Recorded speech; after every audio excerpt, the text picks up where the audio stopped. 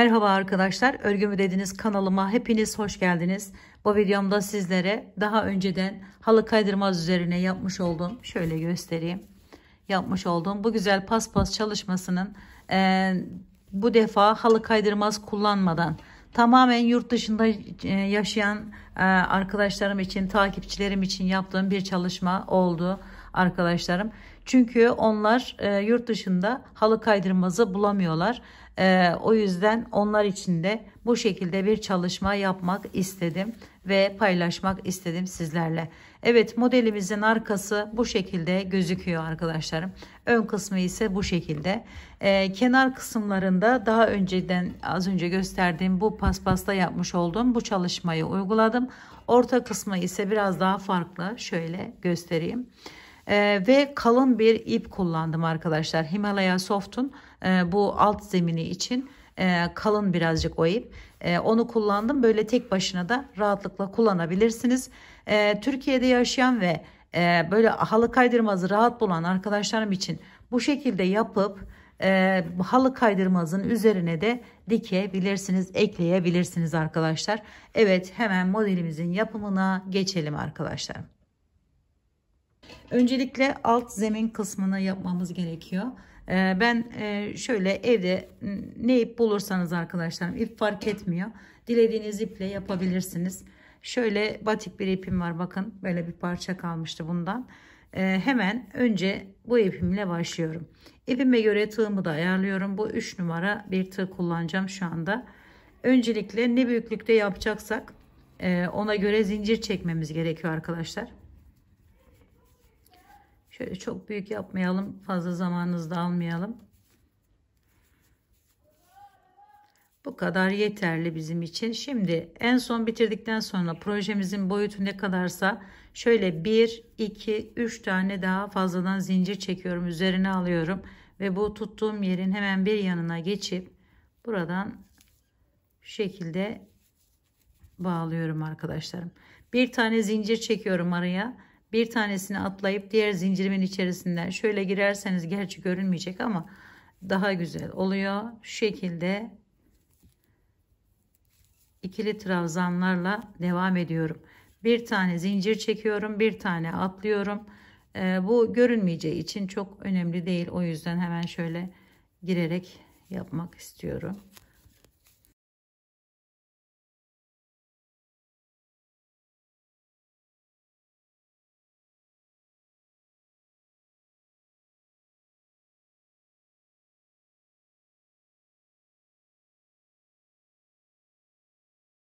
Şimdi son yere geldik. Son yerden de aynı şekilde bakın. Şöyle bir yer oluşturdum ilk etapta. Hemen dönüş yapıyorum. Bunu kaç sıra? 1, 2, 3, 4 zincir çektim. Evet arkadaşlar, burada şimdi kaç sıra istiyorsak şöyle arkadan göstereyim. Arkası da bu arada bu şekilde gözüküyor. Bakın ben mesela bunu 1, 2, 3, 4 sıra yapmışım arkadaşlar. 4 sıra şeklinde veya 5 sıra şeklinde, yani şu kenar kalınlığını ne kadar istiyorsanız o kadar yapabilirsiniz. Şimdi hemen bunu devam ettiriyorum.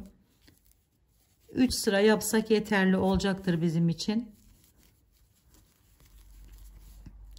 Çünkü yapımı kolay bir çalışma arkadaşlarım. Böyle çok fazla da şekilde hemen bir sıra daha gidip geleyim ben.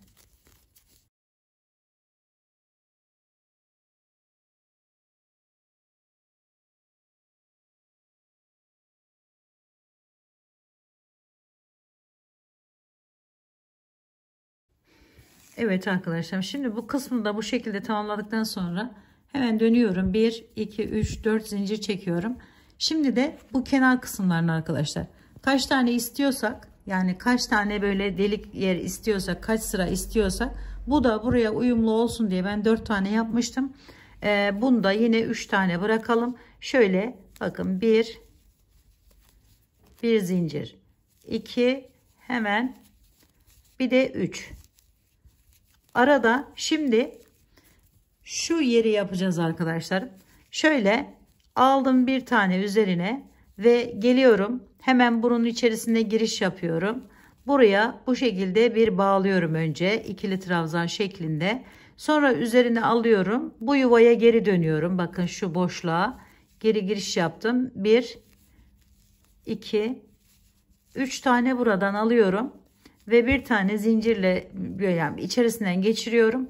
Üzerine alıyorum. Hiç zincir çekmeden tekrar bu boşluğa giriş yapıyorum. Oraya bir tane ikili trabzan yaptım.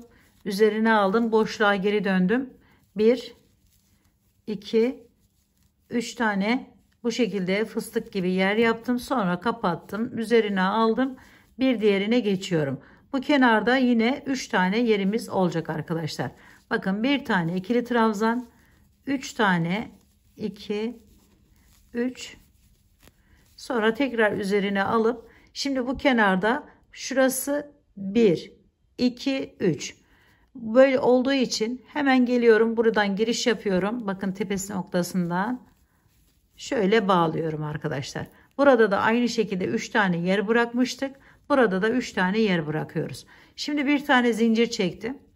Tabi bu sayılarını arttırabilirsiniz arkadaşlar. 3, 5, 4 yani fark etmez bu. 10 sıra bile yapabilirsiniz yani.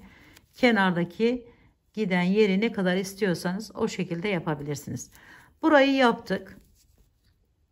Sonra hemen şöyle giriş yaptım. Geri dönüyorum. 1, 2, 3, 4 tane zincir çektim.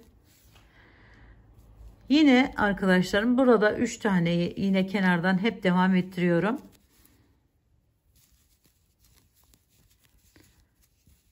Bir tane zincir çektim. Bakın geldim yine şunun tepe noktasından giriş yaptım. Şimdi üzerine alıyorum. Bakın şurada yerim var hemen. Buradan şöyle giriş yapıyorum buraya. Bir tane ikili trabzan yapıyorum. Sonra geri dönüyorum. Şu girdiğimiz tekli trabzan yaptığımız yerden 1 2 3 tane doluyorum ve çektim. Üzerine aldım. Hemen bir sonraki yere geçiş yapıyorum. Buradan da giriş yapıyorum. Şöyle üzerine alıyorum. Sonra tekrar geri dönüp bakın şu aradan giriş yapıp 2 3 ve bağlıyorum. Tekrar bir diğerine geçiyorum. İkili trabzanımı yapıyorum önce. Sonra üzerine aldım. İçine giriş yapıyorum. 1 2 ve 3 bağlıyorum arkadaşlar ve geldim şimdi üzerinden giriş yapıyorum. Buradaki tekli olan trabzanımın hemen üzerine bir tane trabzan yapıyorum ve devam ediyorum.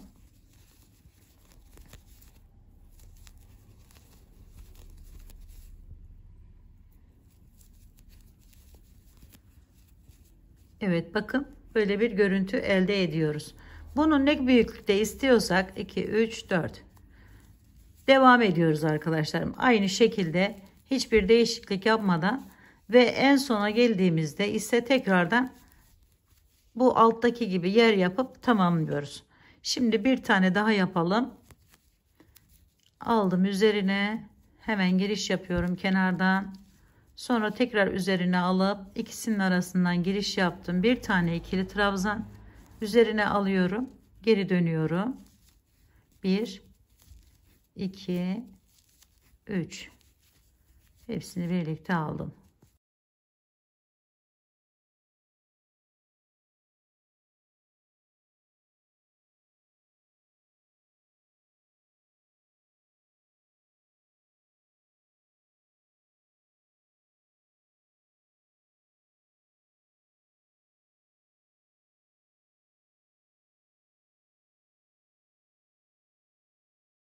Evet arkadaşlar, şimdi bu dilediğimiz büyüklüğe geldiği zaman yani böyle ne kadar bir parça başladıysak onu orantılı bir şekilde yaptıktan sonra yine üzerine şöyle 4 tane zincir çekip bir boşluk, bir zincir, bir zincir, bir ikili trabzan şeklinde devam edeceğiz.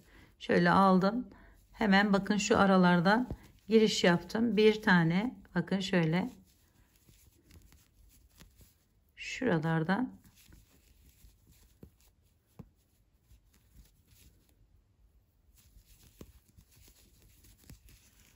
evet bu şekilde de Yine diğeri gibi, diğer sırada yaptığımız gibi kaç sıra yaptıysak burayı da aynı şekilde çoğaltmamız gerekiyor. Evet, 3 sıraydı o. Yine burayı da 3 sıra yapmamız gerekiyor. Şimdi bu alt kısmını bu şekilde tamamlayalım. Burası anlaşılmıştır diye düşünüyorum. Alt kısmını tamamladıktan sonra arkadaşlarım şöyle diğer renk ipimi alıyorum. O ipimle bu paspas yaparken, yani bunda halı kaydırmazın üzerine yaparken anlattığım işlemi yapacağız. Burada biraz daha diğerine göre daha kolay bir çalışma bu. Hemen şu şekilde aldım. Şöyle giriş yaptım. Üzerine alıp bunun içerisine 1, 2, 3 tane böyle çakma sık iğne ile tamamladım. Daha sonra devam ediyorum.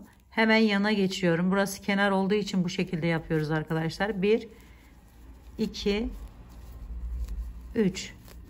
3 tane doldurarak devam ediyorum. Şöyle 1, 2, 3. Bunu doldurdum. Hemen bir diğer yere geçiyorum. Bakın şu araya geçiyorum. Şöyle göstereyim. Birinci değil, ikinci araya geçtim. 1, 2, 3. Tamamladım. Hemen aşağıya iniyorum. Bakın şu hemen buradan. 1, 2 ve 3. Döndüm. Alttan devam ediyorum kenar kısmından. 1, 2 ve 3. Hemen çevirdim. Yukarıya çıkacağım. 2 ve 3. Çeviriyorum hemen.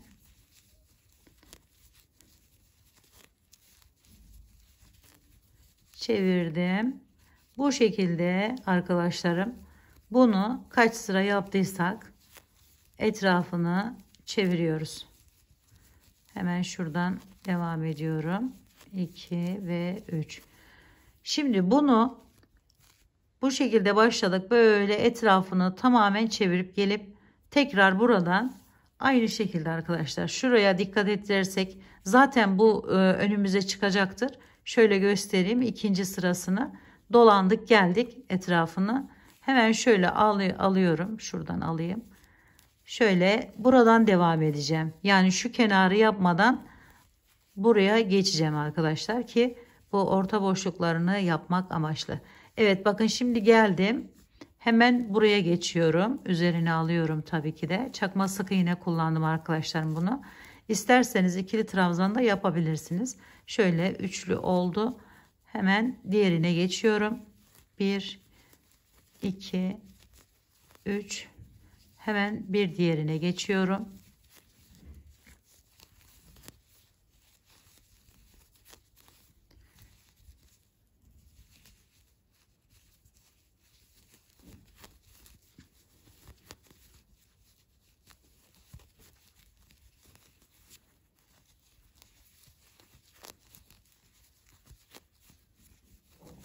Evet. Bakın burayı da bu şekilde yaptık. Yine bu sırayı da dolanıp geliyoruz. En sonunda burayı artık tamamlayıp bu şekilde bir çalışma elde etmiş oluyoruz arkadaşlarım. Umarım sevmiş ve beğenmişsinizdir. Özellikle halı kaydırmaz bulamayan arkadaşlarım için böyle bir çalışma yapıp sizlerle de paylaşmak istedim. Yapacak olanlara şimdiden kolaylıklar diliyorum. Bir dahaki videomda görüşmek üzere. Hoşça kalın, sağlıkla kalın. Allah'a emanet olun arkadaşlar.